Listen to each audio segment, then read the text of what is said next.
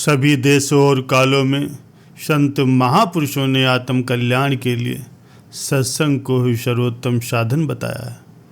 वैसे तो प्रत्येक सज्जन व्यक्ति की संगत लाभदायक होती है, पर जिन महापुरुषों ने अपने जीवन को परोपकार और ईश्वर चिंतन में लगा के रखा है और सांसारिक प्रपंचों को त्याग दिया है, उनके उपदेश सुनने, उनके समीप बैठने से मनुष्य के विचारों, उसके आचार में, उसके व्यवहार में निर्मलता आती है और उसकी बुद्धि पवित्र होती है।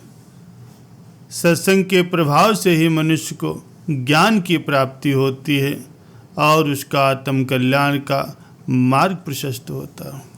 प्यारे सज्जनों, सत्संग से ही मनुष्य ईश्वर के विधान को, ईश्वर की लीलाओं को समझ सकता है, प्रकृति के रहस्यों को समझ सकता है, क्योंकि सारी दुनिया को बनाने वाला ईश्वर है और हम उसी के ही अधीन हो जाते हैं। कहा भी गया है कि भगवान के भक्त के ऊपर भगवान की माया असर नहीं करती, क्योंकि भक्त तो स्वयं भगवान का होता है, भगवान ही उसके सब कुछ होते हैं। जिसने भगवान को अपना बना लिया, फिर उसको भगवान की माया कभी भी परेशान नहीं करती। प्यारे सज्जनों, एक बार एक नट बहुत ही मायावी था। वो बड़े बड़े राजाओं को अपने कर्तव्य दिखाया करता था और उनसे पुरस्कार जीतता था। एक दिन वो नट अपनी पत्नी और बेटों को लेकर के एक राजा के सामने आया। उसने कहा, महाराज, स्वर्ग में युद्ध चल रहा है और मुझे तुरंत ही वहां जाना है और देवताओं दानवों के बीच युद्ध को समाप्त करवाना है। जब तक मैं वहां स्वर्ग में रहूं, कृपा करके तब तक मेरी पत्नी और बच्चों का आप ध्यान रखें। राजा ने सहमत दे दी। फिर नट ने अपने पास रखी रस्सी का गट्ठर खोला और उसे हवा में उठा दिया। चमत्कार हुआ, रस्सी ऊपर और ऊपर चढ़ती चली गई। इस दौरान सीधी और तनी हुई भी थी। नट रस्सी पर चढ़ गया और चढ़ते चढ़ते आकाश में गायब हो गया। राजा और उसके मंत्रियों ने ये सब देखा। लगभग 1 घंटे के बाद आकाश में गोलियों और तोपों की आवाज़ें सुनाई देने लगी। हर कोई धमाके और गड़गड़ाहट सुन सकता था। इस तरह 1 और आधा घंटा बीत गया और फिर अचानक ही 2 हाथ आकाश से गिरे, जो कि राजा के पैरों के पास गिरे थे।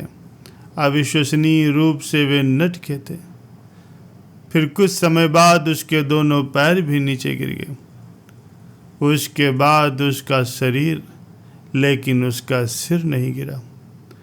नट की पत्नी ने नट को पहचान लिया और विलाप करने लगी। सिसकते हुए उसने व्यथित मन से उस भ्रमित राजा से कहा, महाराज, कुछ लकड़ियां मंगाओ। मैं एक पतिव्रता पत्नी हूँ और मैं अपने पति के साथ अपने पति की चिता पर मर जाऊंगी। नट के बच्चों ने भी कहा कि वे भी आग में जल जाएंगे। लकड़ियां लाई गई। नट के हाथ पैर धड़ सहित पूरे शरीर को चिता पर रखा गया। आग लगाई गई और पतिव्रता पत्नी और उसके बच्चे चिता पर चढ़ गए, लकड़ियों के साथ जलने लगे। जब सभा में सभी लोग आग को देख रहे थे, तभी नट रस्सी से नीचे उतरा, पहले की तरह पूरा और जीवित। उसने कहा, महाराज, मेरी पत्नी और बच्चे कहाँ हैं? राजा और उसके सभी लोग अब सचमुच ही भ्रमित थे। अगर ये नट था तो जो आग में जल रहा था वो कौन था? राजा ने हिम्मत जुटाई और नट से कहा, तुम्हारी पत्नी और बच्चे वहां आग में जल रहे हैं। नट ने कहा, नहीं महाराज, वो जल नहीं रहे। आपने उन्हें जरूर कहीं छिपा दिया और अब मुझसे झूठ बोल रहे हो। उन्हें तुरंत यहाँ बुलाओ। ये सुनकर के कोई भी एक शब्द नहीं बोल सका। नट ने गुस्से में फिर कहा, महाराज, अगर आप मेरी पत्नी और बच्चों को नहीं बुलाओगे तो मैं स्वयं बुला लूँगा। इससे पहले कि कोई जवाब में कुछ कह पाता, वो नट चिल्लाया, अरे बच्चों, तुम कहाँ हो?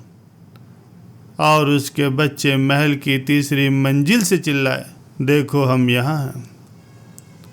नट ने कहा, महाराज देखिए वो वहाँ हैं, आपने उन्हें तीसरी मंजिल पर छिपा दिया है। राजा सचमुच ही हैरान रह गया। उसने नट से कहा, तो तुम उन्हें यहाँ ले आओ। नट ने कहा, महाराज मुझे चाबियाँ दो। राजा ने कहा, वो मेरे पास नहीं है। नट ने कहा, महाराज वो आपके ही पास हैं, वो आपके सिंहासन के नीचे हैं। राजा हैरान था, यकीनन उसके महल की चाबियां वहीं थी।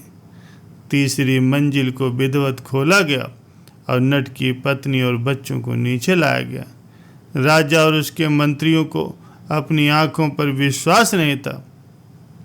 क्या वे सभी पागल हो गए हैं? नट और उसके परिवार को मरते और जलते हुए उन लोगों ने देखा, लेकिन वे यहाँ सभी जीवित और शुद्ध थे। उन्होंने कहा, तुमने ये सब कैसे किया? राजा ने नट से अपने भ्रम के बारे में पूछा। उसने कहा, महाराज ये तो बस एक छोटा सा खेल था जो मैं हर रोज खेलता हूँ। नट ने बड़े गर्व से कहा, और मेरा परिवार भी निश्चित रूप से मेरी सभी चालों से परिचित है। वे बिल्कुल भी भ्रमित और चिंतित नहीं होते। नट के बच्चों ने राजा से कहा, महाराज पिताजी हर रोज लोगों के साथ ऐसी ही चालें खेलते हैं। प्यारे सज्जनों, आज तक कोई भी उस नट की चालों को समझ नहीं पाया कि ये नट अपनी चालें कैसे चलता है। अगर नट की माया को कभी समझा नहीं जा सकता, तो फिर हम भगवान की कार्यप्रणाली को भला कैसे समझ सकते हैं। लेकिन जब हम भगवान के भक्त बन जाते हैं, भगवान की शरणागत हो जाते हैं, भगवान को अपना हमराज समझ लेते हैं, तभी हम अपने आसपास की मायावी दुनिया के बहकावे में नहीं आते, गुमराह नहीं होते, भगवान की माया हमें भ्रमित नहीं कर पाती। प्यारे सज्जनों, परम संत तुलसीदास जी ने सत्संगत को सभी मंगलों का मूल कहा। सत्संगत मुद मंगल मूला, सोए फल सिद्ध सब साधन फूला।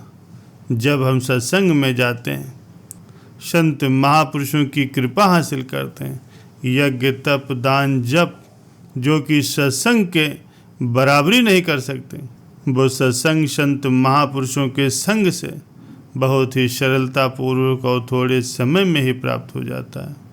प्यारे सज्जनों, जो यज्ञ तप दान जप और पंचांग तपस्या से भी भक्ति बहुत कठिनाई से प्राप्त होती है, वही भक्ति संत महापुरुषों के सत्संग से बहुत ही सरलता पूर्वक और थोड़े समय में ही प्राप्त हो जाती है। और जिसको भगवान की भक्ति मिल गई, समझ लो उसको भगवान मिल गए।